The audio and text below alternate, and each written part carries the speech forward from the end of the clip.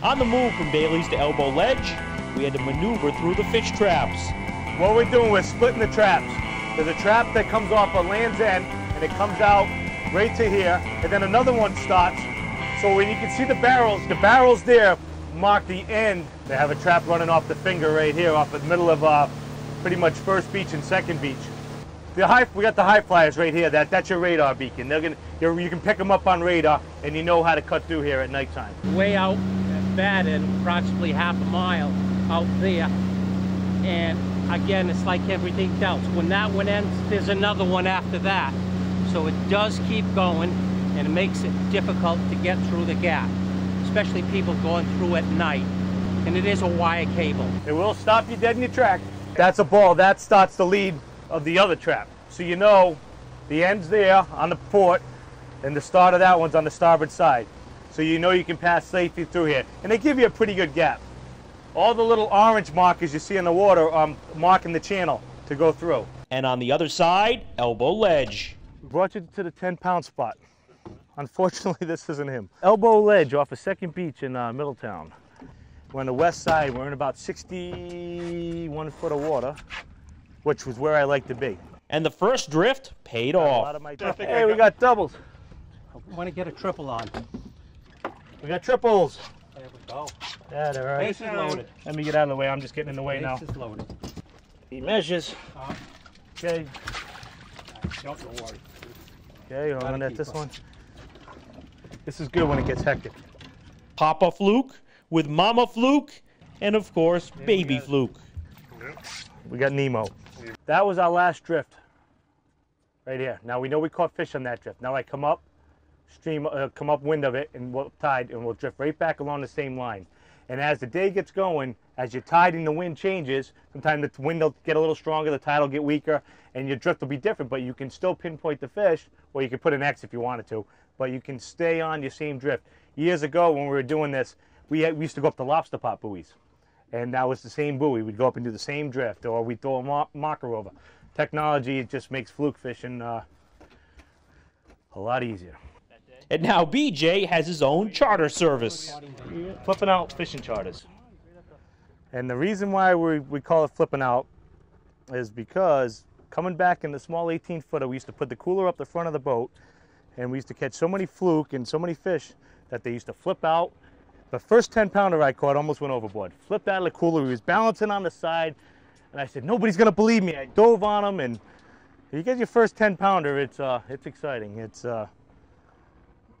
So that's how we got the name Flipping Out. BJ and Ray fishing together for years. Said Ray and I we're old school. I've started fishing. We don't fish for the fun of it. We learned how to fish commercially, and it was so it took a lot of. We had the same fishing style because that's how Ray grew up fishing, and that's what I got into. And now we fish more for fun. Now it's but we learned how to do it commercially, and it made us better fishermen. Fishermen that are ready to change target species on the drop of a dime. We'd be out of here. We got a bucket of eels down below, sitting on ice, a 3-bucket routine, ready to go if we had to. We'll go to block and we'll leave at 2:30 in the morning. Sometimes we don't get home till probably 10 o'clock at night. And he won't move the next day, but he'll never say, take me home, and that's why we fish so hard together. A lot of Aleve and a lot of Advils. And now Ray's brother Norm, up from Florida, hoping to need some of those pain relievers himself. Coming up. Look, oh, it's a nice one. That's a big one. Oh, Ray, get the that net. Keep him down. Keep him down. There you go. Don't miss it, BJ. Ray, put the net out to him. There you go. All right.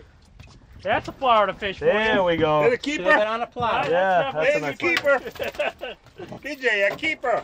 And BJ insisted, so I had him run the camera, and I picked up the rod. Flipping out, we call it flipping in.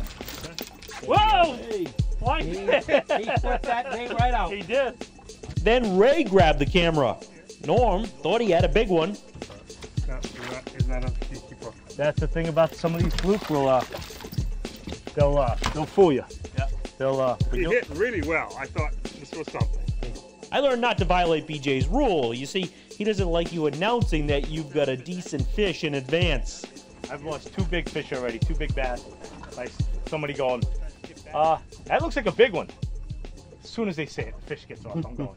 Next person on this boat that says that big fish Now we're all small fish, blue fish. Right at the beginning, Yep. you felt like he was something.